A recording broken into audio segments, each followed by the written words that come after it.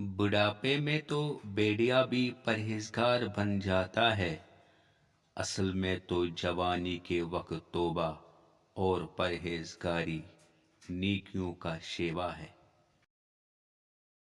میں پوری زندگی دو بندوں کو تلاش کرنے پہ بھی تلاش نہ کر سکا، ایک وہ جس نے اللہ کے نام پہ دیا ہو اور غریب ہو گیا ہو، دوسرا وہ جس نے ظلم کیا ہو اور اللہ کی پکڑ سے بچ گیا۔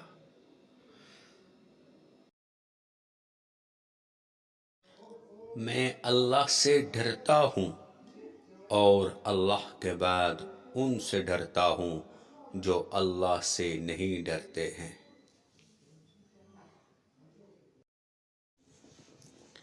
روئے زمین پر اکثریت میں ایسے لوگ ہیں جو دکھ، تکلیف، اذیت، فریب اور دھوکہ تو انسانوں کو دیتے ہیں اور معافی اللہ سے مانگتے ہیں۔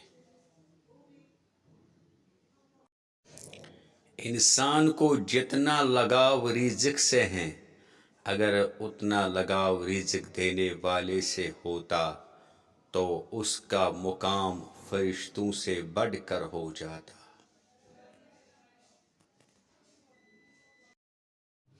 جب آپ مجھ میں کوئی عیب دیکھو تو مجھ سے کہو، کسی اور سے نہیں، کیونکہ اس عیب کو مجھ ہی بدلنا ہے، کسی اور کو نہیں۔ مجھ سے کہو گے تو نصیحت کہلائے گی اور اجر لکھا جائے گا، کسی اور سے کہو گے تو غیبت کہلائے گی اور گناہ لکھا جائے گا۔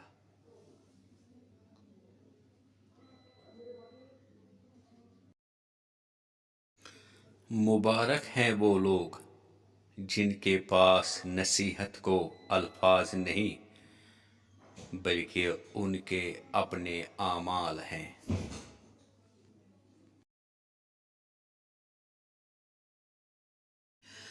نصیحت خواہ دیوار پر لکھی ہو، اسے کان میں ڈالو۔ زمین عقل مندوں سے تو بھر گئی مگر درد مندوں سے خالی ہے۔ اپنے حصے کا کام کیے بغیر دعا پر بھروسہ کرنا حماقت ہے، اور پھر اپنی محنت پر بھروسہ کر کے دعا سے گریز کرنا تکبر ہے۔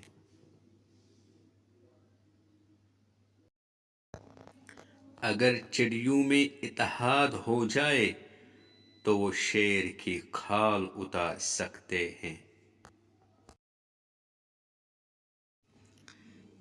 شیر کلام اور نرم زبان انسان کے غصے کی آگ پر پانی کا سا اثر رکھتی ہے۔ عقل مند اس وقت تک نہیں بولتا جب تک خاموشی نہیں ہو جاتی۔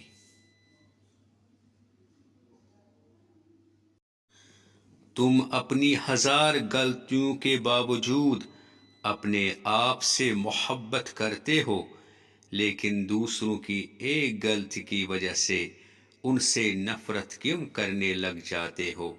یا تو خود غلطیاں کرنا چھوڑ دو یا دوسروں کو معاف کرنا سیکھ لو۔ میرے پاس وقت نہیں ہے ان لوگوں سے نفرت کرنے کا جو مجھ سے نفرت کرتے ہیں، کیونکہ میں مصروف رہتا ہوں ان لوگوں میں جو مجھ سے محبت کرتے ہیں۔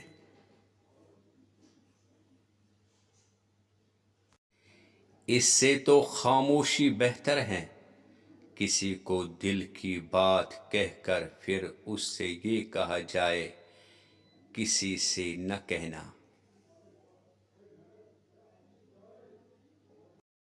جو تیرے سامنے اوروں کی برائی کرتا ہے وہ اوروں کے سامنے تیری بھی برائی کرتا ہے۔ آپ سے گزارش ہے کہ اس چینل کو سبسکرائب، لائک اور شیئر کیجیے۔